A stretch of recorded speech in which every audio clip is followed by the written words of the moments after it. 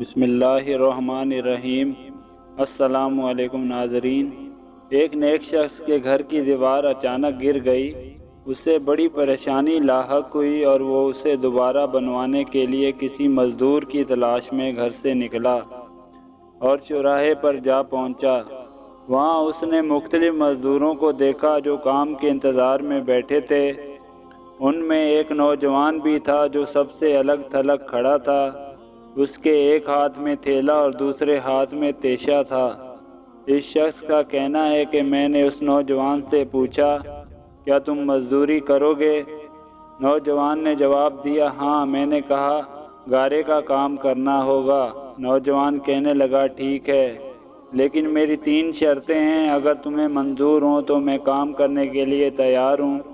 پہلی شرط یہ ہے کہ تم میری مزدوری پوری ادا کرو گے۔ دوسری شرط یہ ہے کہ مجھ سے میری طاقت اور صحت کے مطابق کام لو گے، اور تیسری شرط یہ ہے کہ نماز کے وقت مجھے نماز ادا کرنے سے نہیں روکو گے۔ میں نے یہ تینوں شرطیں قبول کر لیں اور اسے ساتھ لے کر گھر آ گیا، جہاں میں نے اسے کام بتایا اور کسی ضروری کام سے باہر چلا گیا۔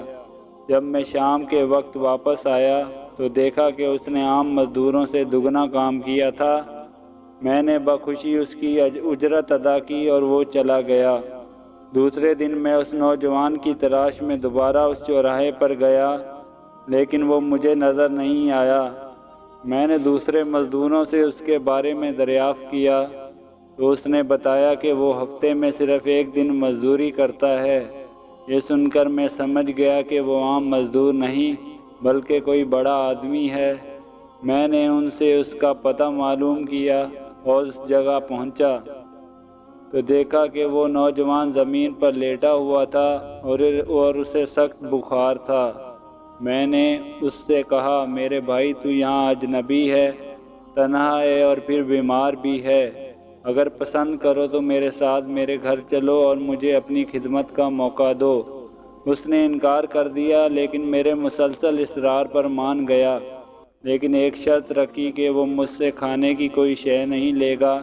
میں نے اس کی یہ شرط منظور کر لی اور اسے اپنے گھر لے آیا۔ وہ 3 دن میرے گھر قیام پذیر رہا، لیکن اس نے نہ تو کسی چیز کا مطالبہ کیا اور نہ ہی کوئی چیز لے کر کھائی۔ چوتھے روز اس کے بخار میں شدت آ گئی تو اس نے مجھے اپنے پاس بلایا اور کہنے لگا، میرے بھائی، لگتا ہے کہ اب میرا آخری وقت قریب آ گیا ہے، لہذا جب میں مر جاؤں تو میری اس وصیت پر عمل کرنا کہ جب میری روح جسم سے نکل جائے تو میرے گلے میں رسی ڈالنا اور گھسیٹتے ہوئے باہر لے جانا اور اپنے گھر کے ارد گرد چکر لگوانا اور یہ صدا دینا کہ لوگوں، دیکھ لو، اپنے رب تعالیٰ کی نافرمانی کرنے والوں کا یہ حشر ہوتا ہے۔ شاید اس طرح میرا رب عز و جل مجھے معاف کر دے۔ جب تم مجھے غسل دے چکو تو مجھے انہی کپڑوں میں دفن کر دینا، پھر بغداد میں خلیفہ ہارون رشید کے پاس جانا اور یہ قرآن مجید اور انگوٹھی انہیں دینا، اور میرا یہ پیغام بھی دینا کہ اللہ عز و جل سے ڈرو، کہیں ایسا نہ ہو کہ غفلت اور نشے کی حالت میں موت آ جائے اور بعد میں پچھتانا پڑے، لیکن پھر اس سے کچھ حاصل نہ ہوگا۔ وہ نوجوان مجھے یہ وصیت کرنے کے بعد انتقال کر گیا۔ میں اس کی موت کے بعد کافی دیر تک آنسو بہاتا رہا اور غم زدہ رہا۔ پھر نہ چاہتے ہوئے بھی میں نے اس کی وصیت پوری کرنے کے لیے ایک رسی لی اور اس کی گردن میں ڈالنے کا قصد کیا تو کمرے کے ایک کونے سے ندا آئی، اس کے گلے میں رسی مت ڈالنا، کہ اللہ عز و جل کے اولیاء سے ایسا سلوک کیا جاتا ہے۔ یہ آواز سن کر میرے بدن پر کپ کپی طاری ہو گئی۔ یہ سننے کے بعد میں نے اس کے پاؤں کو بوسہ دیا اور اس کے کفن و دفن کا انتظام کرنے چلا گیا۔ اس کی تدفین سے فارغ ہونے کے بعد میں نے اس کا قرآن پاک اور انگوٹھی لے کر خلیفہ کے محل کی جانب روانہ ہو گیا۔ وہاں جا کر میں نے اس نوجوان کا واقعہ ایک کاغذ پر لکھا اور محل کے داروغہ سے اس سلسلے میں بات کرنا چاہی تو اس نے مجھے جھڑک دیا اور اندر جانے کی اجازت دینے کے بجائے اپنے پاس بٹھا لیا۔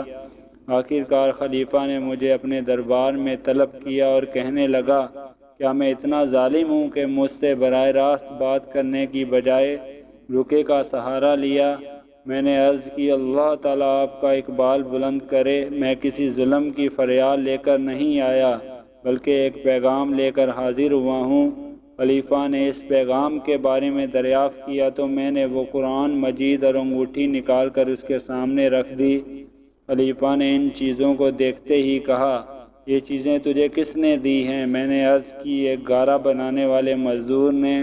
خلیفہ نے ان الفاظ کو 3 بار دہرایا، گارا بنانے والا، گارا بنانے والا، گارا بنانے والا، اور رو پڑا۔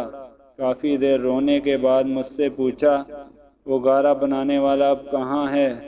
میں نے جواب دیا، وہ مزدور فوت ہو چکا ہے۔ یہ سن کر خلیفہ بے ہوش ہو کر گر گیا اور عصر تک بے ہوش رہا۔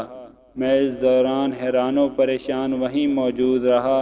پھر جب خلیفہ کو کچھ افاقہ ہوا تو مجھ سے دریافت کیا، اس کی وفات کے وقت تم اس کے پاس تھے؟ میں نے اس بات میں سر ہلا دیا تو کہنے لگا، اس نے تجھے کوئی وصیت بھی کی تھی؟ میں نے اسے نوجوان کی وصیت بتائی اور وہ پیغام بھی دے دیا جو اس نوجوان نے خلیفہ کے لیے چھوڑا تھا۔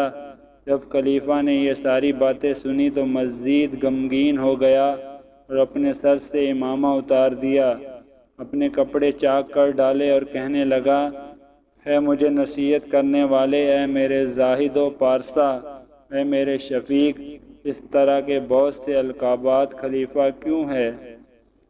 جب رات ہوئی تو خلیفہ نے مجھ سے اس کی قبر پر لے جانے کی خواہش ظاہر کی تو میں اس کے ساتھ ہو لیا۔ خلیفہ چادر میں منہ چھپائے میرے پیچھے پیچھے چلنے لگا۔ جب ہم قبرستان میں پہنچے تو میں نے ایک قبر کی طرف اشارہ کر کے کہا، علی جا، یہ اس نوجوان کی قبر ہے۔ خلیفہ اس کی قبر سے لپٹ کر رونے لگا۔ پھر کچھ دیر رونے کے بعد اس کی قبر کے سرہانے کھڑا ہو گیا اور مجھ سے کہنے لگا، یہ نوجوان میرا بیٹا تھا، میری آنکھوں کی ٹھنڈک اور میرے جگر کا ٹکڑا تھا۔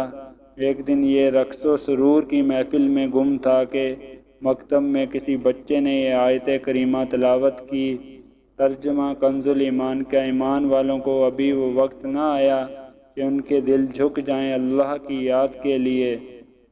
جب اس نے یہ آیت سنی تو اللہ تعالیٰ کے خوف سے تھر تھر کانپنے لگا اور اس کی آنکھوں سے آنسوؤں کی جھڑی لگ گئی اور یہ پکار پکار کر کہنے لگا، کیوں نہیں، کیوں نہیں، اور یہ کہتے ہوئے محل کے دروازے سے باہر نکل گیا۔